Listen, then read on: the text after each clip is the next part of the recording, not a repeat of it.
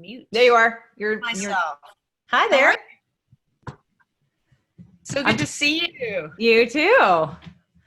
So welcome to the show. Melinda Whitstock's, her episode is, yours was that one that I didn't. Number 12, scaling, receiving, and being. I was like going through the list and I was like, which one is Melinda? And I was like, who's this one again? Okay, it's yours. So episode 12 is scaling, receiving, and being. And that is on episode 12 on the Health and Wealth podcast. So everyone make sure to go listen to that. Yeah, congratulations. All the episodes are great. You know, I've been going through them. They're really, really good. So I'm honored to be in your launch, in all your launch episodes. Thank you. Great idea, JJ. And like, you're such a wonderful podcaster. So thank you. This one's a real winner. Thank you. Well, I'm sure Steve, I didn't tell Steve because I didn't want him to feel like he had to do this, but I used his episode as the first one. I was like, it was so good that I was like, I think I need to republish this here as like the flagship energy of like, this is what we're about on the show, making a lot of money and doing it in a way that protects our health and our happiness and in balance. And so, anyway, so in case, Steve, you're watching, you are on the Health and Wealth Show too, which he was supposed to be originally. And then it was just so in alignment with my Spirit, Purpose, and Energy show that I thought, let me go ahead and promote this. So thank you for listening. And one of the things I'm asking everybody today is, and I know things have changed for you, your business is exploding. Tell us now where you are in, like, what is, from scaling, receiving, and being. I think that's, it's still, yes, everything what you said. And what would be that next and piece for you? Yeah, the next and piece is interesting because, if you're an entrepreneur, things move faster, I think, maybe for most people. Because, you can check in with someone every month and there's something new or more, going on. But yeah, in the past year, I really got very connected with my own health and my own inner health, in the sense that really focusing on being and operating from a flow state, or really being an inspiration, and putting that first. Because what you have going on within yourself manifests outwardly. Mm-hmm. So the more consistent that I've gotten in my routines, the more magic has happened outwardly, if you know what I mean. So, my routines have just gotten more and more honed, so that I'm really every day, my to-do list is not that. It is an actually inspiration list. The middle ground was an intention list, and the intention list was very much still driven by the left brain. The inspiration list is different because it's more like leveraging and divine downloads that you get in your morning routine. And so the more, like anything, if you go and work out and you're developing a muscle, this is the same thing.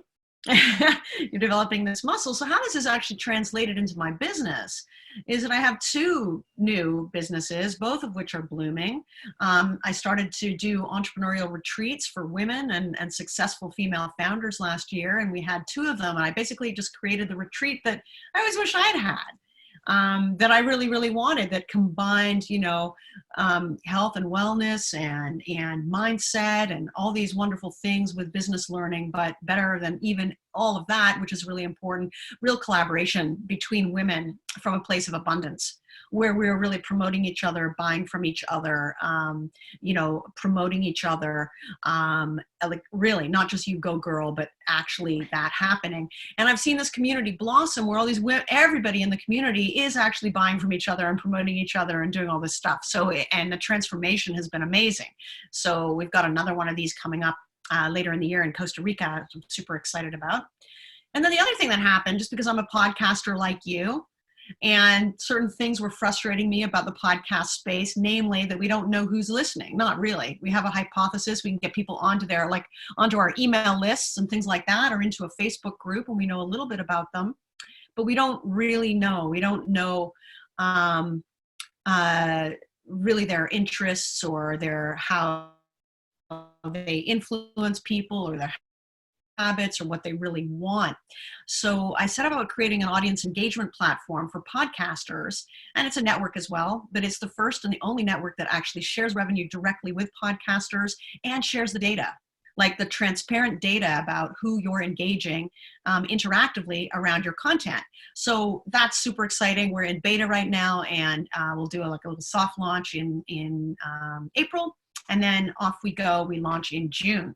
So I've been a busy girl. And so being so busy, but still trying to stay true to, God, how can I not burn out in this rapid scaling of a startup where there's just so much going on, and stay true to myself, make sure I'm getting in my workouts, making sure that I'm not dropping a meditation, making sure that I'm like honoring myself, like going to my massage, doing all those things, right? So all the stuff I learned, all the ways that I did it wrong before or not as enlightened a space, I'm now really being able to consolidate. So this fifth business, I think is just already a lot more fun. Just for really bringing the health and this into it front and center from the beginning. Sorry, that was a long answer. No. This isn't Verifeed, is it? Or is it Verifeed? No, not Verifeed. No. That was company number 4. So Wings Media is the name of the company, but right now we're actually just getting close to finalizing the name of this podcast network and an audience engagement platform. And one of my podcaster friends said that in the beta, pre having the name finalized, we're just kind of project pod hatting until we know the name. But it's complicated getting a name that's really, that sums up all the good stuff that we're doing. So yeah. Well, one of the things that I'd asked everybody to do, you included for today's launch, was to give away as a celebratory, hey, Health and Wealth is launched, give something away for free that you don't normally give for free. And so why don't you tell everybody what that is?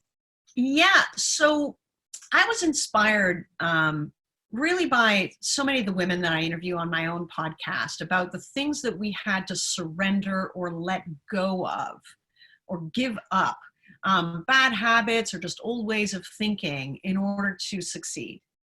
And I call it the Freedom Finder checklist. And it was taken very much from the inspiration of my own life when I thought of what did I have to walk away from that wasn't really serving me. And so it's really the 7 steps, the 7 things that you have to let go of in order to walk towards living a life of true health and happiness in a state of abundance and in flow.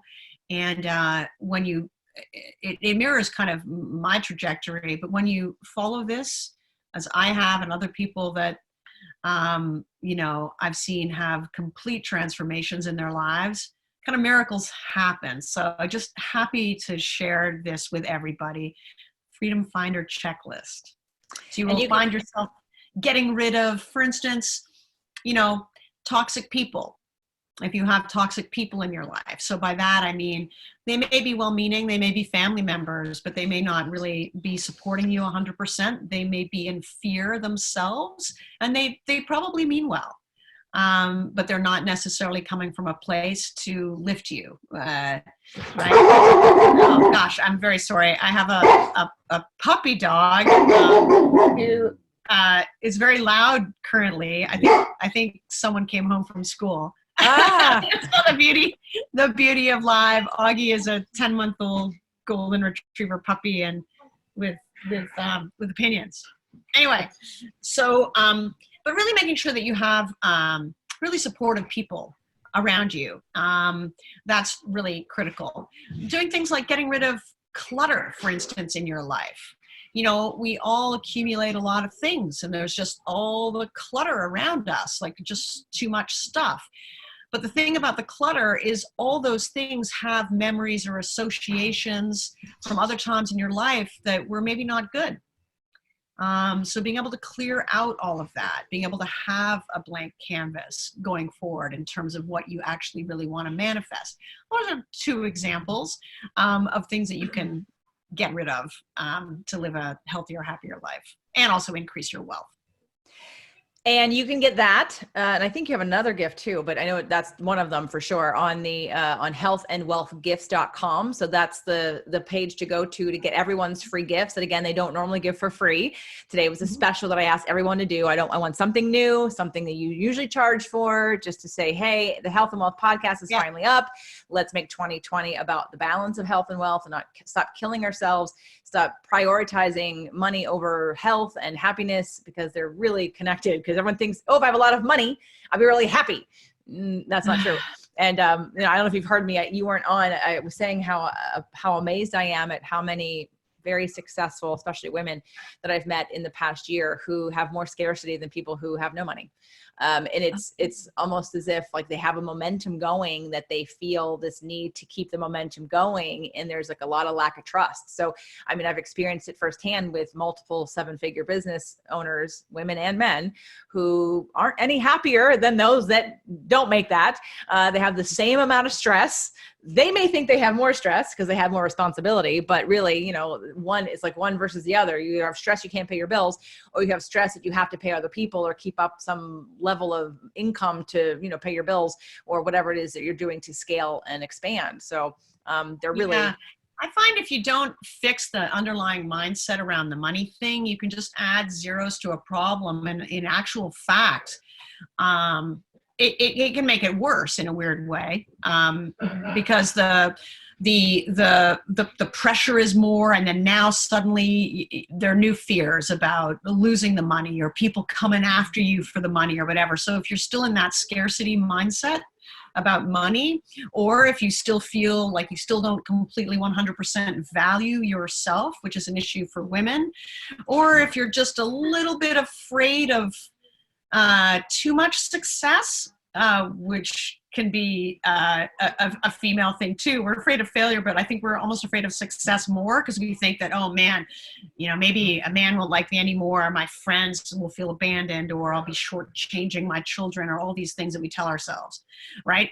So you add a whole bunch of zeros to that problem, and it doesn't make you happier. No. Having scaled businesses before in the old way, I know this to be true. The extra money didn't help. Right. But coming at it in a more of an abundance place where you're not really afraid of losing it, or you're seeing money much more as leverage or a tool or just an energy. Yeah. Changes everything. Oh yeah. I have deepened my own self-respect and trust the more people that I meet that are super, like, that are more successful than me, but yet their emotional problems are much more.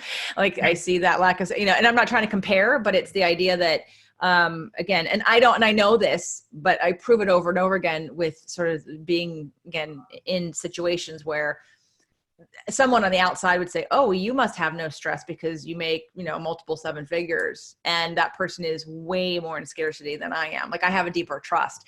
So it doesn't matter to me. Like, it just keeps reaffirming the work I've done on myself, that scaling, you know, at any level now is not going to, because I remember a time where I was chasing money, and I was trying to make a product for like infomercials.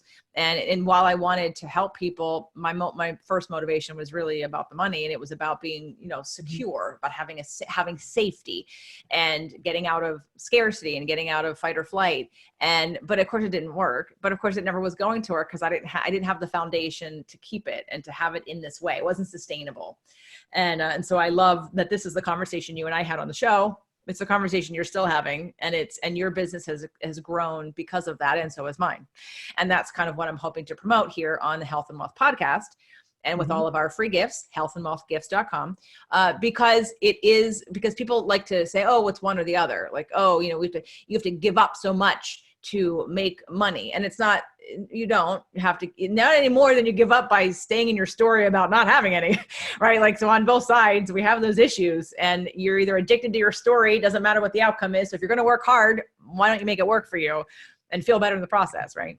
You know, it's interesting, JJ, because both stories take the same amount of energy, right?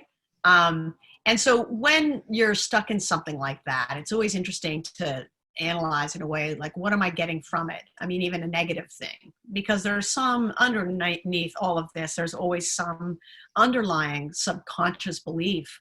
And I think so many of us carry these things, these kind of like little they're like icebergs that we don't really know they're there. But they are. And with increasing consciousness, you get to the point of knowing that they're there, because whenever you're triggered by anything for any reason, it's like, oh, there's something else to let go of. Yippee! Well, this is an opportunity, rather than getting all pissed that you're triggered. Just take it as, oh, okay, cool, interesting. There's something to let go of. I don't even know at this stage, I don't even feel the need to necessarily investigate it. It's more that, okay, whatever that is, I hereby let that go. It doesn't serve. And so why have it? And this has become this just kind of constant kind of cleansing in a weird way of all those old subconscious beliefs. The other one I think is really important is not being attached to outcome. And that one, it really comes when you're in scarcity mode. You think, oh my God, if I don't get this sale, then bracket, the world's going to end. That puts such a terrible pressure on whoever you're talking to. There's no way that you're going to be able to grow a business from that kind of mindset. I mean, hustle gets you so far, but you'll hit a wall doing it that way, and it won't be pleasant. And when we're here on Earth in our Earth suits, may as well enjoy the ride. Otherwise, what's the point? Right. Totally. I want you to tell people, because I have some new listeners who are here. I mean, they're not necessarily listeners of my show. Tell them a little bit about your podcast and about about Wings. Yeah, thank you. You were one of my early guests. I'm episode 453 today or something. Unbelievable. I mean, because I started it as a daily, and it's now 3 days a week. So I've put a lot out there, but it's called Wings of Inspired Business. And it's for female entrepreneurs, by female entrepreneurs. I feature women who, for the most part, have high 6-figure, 7-figure, 8-figure, 9-figure businesses. And we've had a few billion-dollar founders on there too, and investors. And the word inspired, because really, I believe business growth and personal growth are the same thing. So we veer between hardcore business and woo, and back and forth, and really it's the same conversation. But what's the kind of mindset and heart set you have to succeed? And 453 episodes in, I've seen all these patterns of what it is that leads to success. And as women, we have to get rid of perfectionism. That's like a killer. This idea that we think we have to do it all to be able to have it all. Those things, and fear of success, fear of speaking up, fear of being different, fear of shining your light. So these themes come up all the time, and we just have a really great conversation 3 times a week, and it's lots and lots of fun. I love that you just mentioned perfectionism. If you all only knew how imperfect this entire thing has been, from the tech to my getting your emails out, to sending you a typo on your graphic, to the fact that I still probably have things to fix on the page. So I had to make a decision that here's the day we're going to do this. I'm juggling other things. It's not going to be perfect. I had no stress about the doing of this. I had the stress about the tech. And it's fine, because I don't think it worked. I was supposed to be on Lively, spreading everywhere. I don't think that worked. So it's fine. I'll just cancel that subscription. But it was that I didn't let it stop me. And so many people feel, one of the women in my mastermind is starting her side business, and she got her first paying client on Sunday. She has no website. She has no business cards. She didn't even have a pitch or a menu or anything.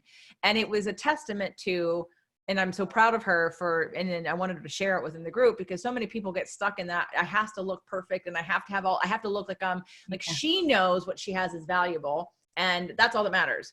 And that knowing of your self-worth translates to someone wanting to pay you for it. And sometimes people want to go see and read more about you, and that's fine, but it's not necessary to start. And too many people get stopped in that perfectionism of, I won't look like a real business unless I have all these things in place and I can feel good behind my shell. right? But I think you could have a Yeah. shell and feel insecure and not have flow of clients and money. You could have no shell, feel completely secure and be a beacon of light that brings in all kinds of people without a website, business cards, logo, whatever. So, Yeah. And the latter is more relatable anyway, because I mean, here's the thing about perfectionism. It's never done. And like it's done. There's always going to be something that you want to improve. And the best thing in business really is being able to have the confidence to co-create with your customers. So if you spend all this time in isolation, perfecting something, perfecting it, you know, not only has the market opportunity probably gone by the time you've perfected it, but you've done so in isolation without input of the people who would pay you. right. And so having the confidence to really not be perfect is actually one of the greatest gifts of entrepreneurialism, because it's all a hypothesis until it's not.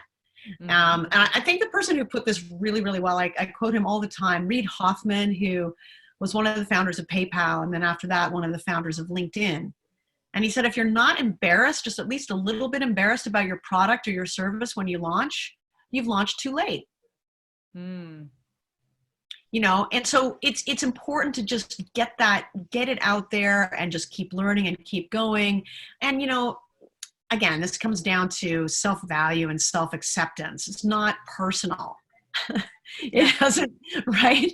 And just having a humility about it, right? Entrepreneurs are doing amazing things in the world. They're innovating, they're solving problems.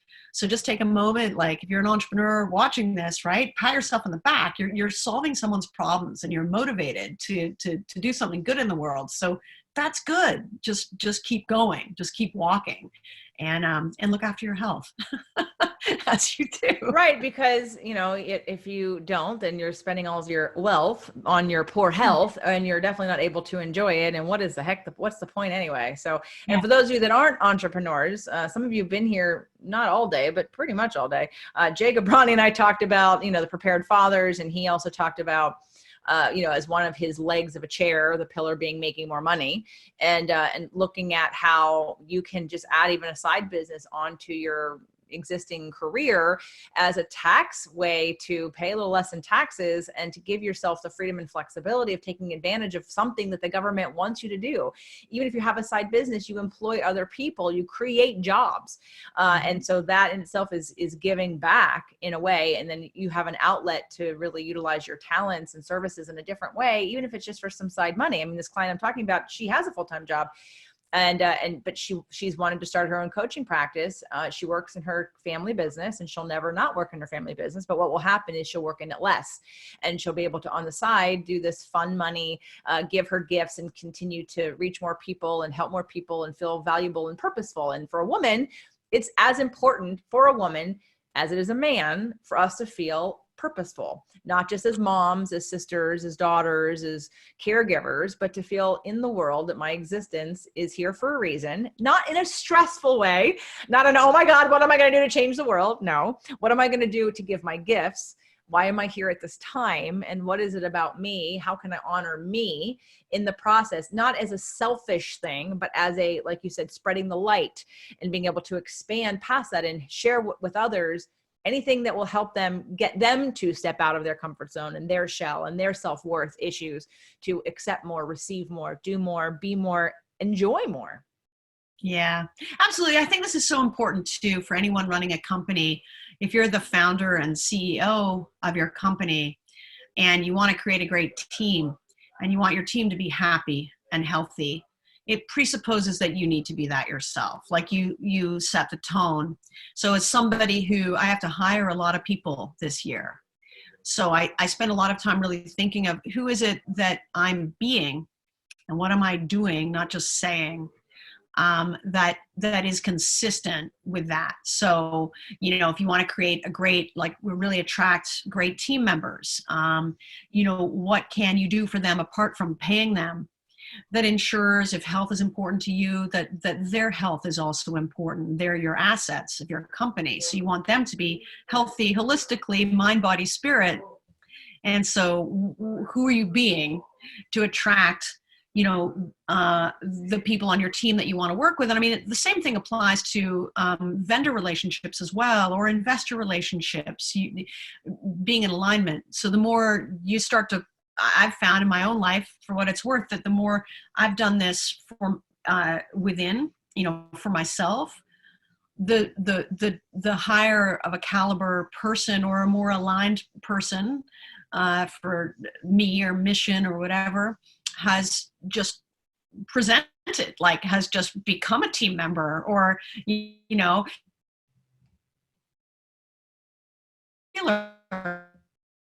still kind of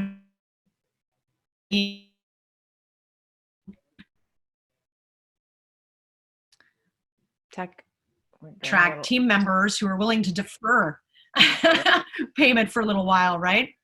And so there are so many other ways apart from money that you can do that, and people really appreciate you looking out for their health as well as your own. Yeah.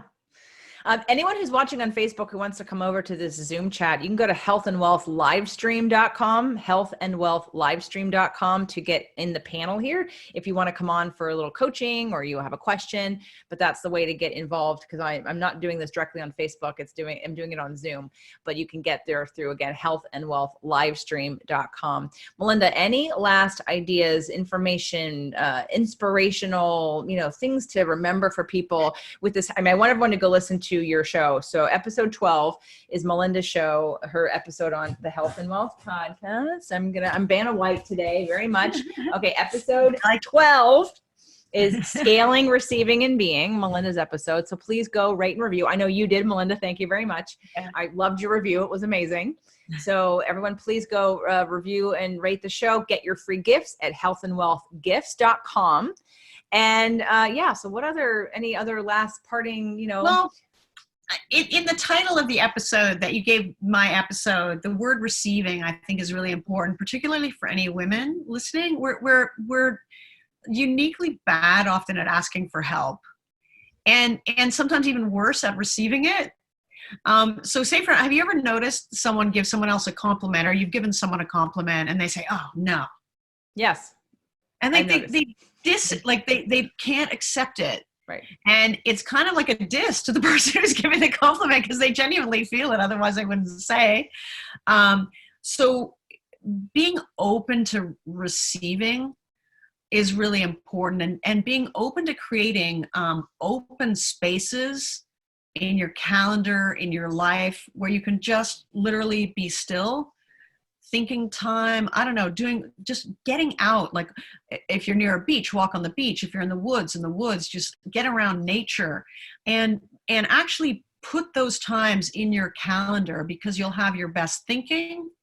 You'll feel more connected to good, positive energy, all of those things, and really think about ways that not only that you can give, but how you can receive. Because if you want wealth, you have to get good at receiving, and you can practice receiving other things other than money. But I find that those things connect somehow. I agree. Yeah, absolutely. Yeah. Great advice. And you'll have to let us know what the platform is when it gets a name. Oh, yes, I know. Well, it's so exciting. And tell everybody all about it. I am so jazzed, because for the first time, podcasters really are going to be able to see their audience data, like who is listening and what they think, and, all of that, and be able to actually make money from podcasting. Yeah, Doug and I did a masterclass on Saturday. It was live, and I did that too. Yeah, and we're doing it again on a webinar, because I don't know if you Joe and Matt from Hustle and Flowchart. So they surveyed 1,000 podcasters, and 85% made $0. Oh my God. You see, and there's no need for that. I mean, one of the things, I have a long background in media, as you know, right? And so the one thing I know about media is if you own the audience, and if you own your data, you can make money. But if you don't, it's really hard to. And so when advertisers look at podcasts, they're also bereft of data. They have no idea. So it's guesswork for them. So that's why they require such big numbers for all the downloads. So if you can say, these are exactly the people who are listening, and here's why we know they're pre-qualified and aligned with your offer or your mission or whatever, then all of a sudden it becomes possible, and people can make money from having smaller audiences. A lot of podcasts are necessarily very niche, which is great because they're serving a really core targeted audience, but that core targeted audience is monetizable if you have the data. And so we're actually, unlike any other platform, are sharing all this audience data with every podcaster in the network, which means like it's a game changer. It really is. And it's exciting too because it's all gamified, so you can engage your audience around challenges and reward and recognize them and do all kinds of cool stuff. So more coming soon. Okay, well, congratulations. That sounds amazing. And yeah, everyone go get Melinda's Freedom Formula. So healthandwealthgifts.com. Melinda, thank you for being here today. Oh, well, thank you for doing this podcast. I mean, I'm always, you have so many. It's like you have your own personal network of podcasts. This one is really good and really close to my heart. I think it's really just vital listening, and all your podcasts are amazing. And thank you for including me. You're welcome. Thank you for being here. And when you get your technology back, we'll have you back. Yeah, absolutely. Okay. Thanks, Melinda. Bye. Bye.